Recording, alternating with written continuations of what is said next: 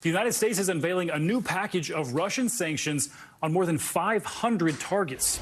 NBC News White House correspondent Aaron Gilchrist joins us now for more on this. Aaron, good to see you. So what can we expect from this latest round of sanctions, and do we know about who or what these targets are?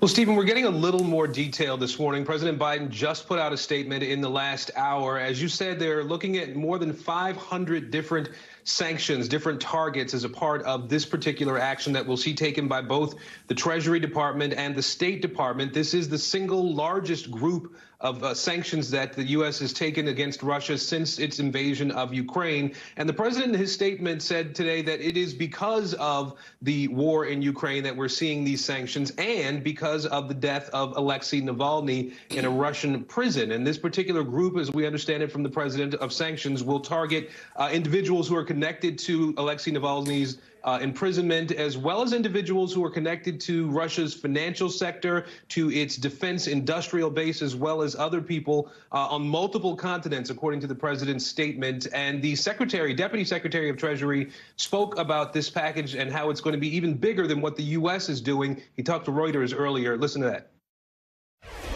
You should expect to see sanctions and actions taken by countries that are part of our coalition as well, that are focused on accomplishing our two goals: making sure that Russia can't get access to the goods they need to build the weapons that they want, and also taking responsibility for slowing down Russia's access to the revenues they need to prop up their economy, but also to build the weapons that they want going forward.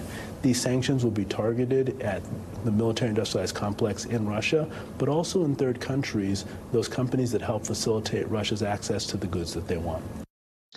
And Stephen, we've also seen from the president's statement that the action taken today will also include export restrictions on 100 different entities that the president says have been providing backdoor support to Russia. And so we'll be looking today to learn more about what exactly that will be.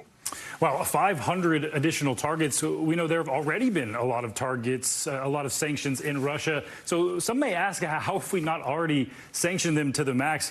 Aaron, how much do you think these new measures will actually affect the war and President Putin? So the Treasury Department has said that the sanctions that we've seen so far have had an effect. They've impacted the Russian economy as well as the Russian military's ability to build weapons and tanks and things of that nature. But obviously, there's more that can be done. And we also know that in this group of sanctions we'll see today, it will include actions to be taken against sanctions evaders, people who've been able to somehow get around some of these sanctions, potentially inside Russia, people inside Russia and people outside Russia. So it's a question, Stephen, I think that's a good one to ask, and one that we'll be digging into as we learn more about what exactly is in this package and how it's different from previous packages. Certainly more to come on that. Aaron Gilchrist, thanks so much. Thanks for watching. Stay updated about breaking news and top stories on the NBC News app, or follow us on social media.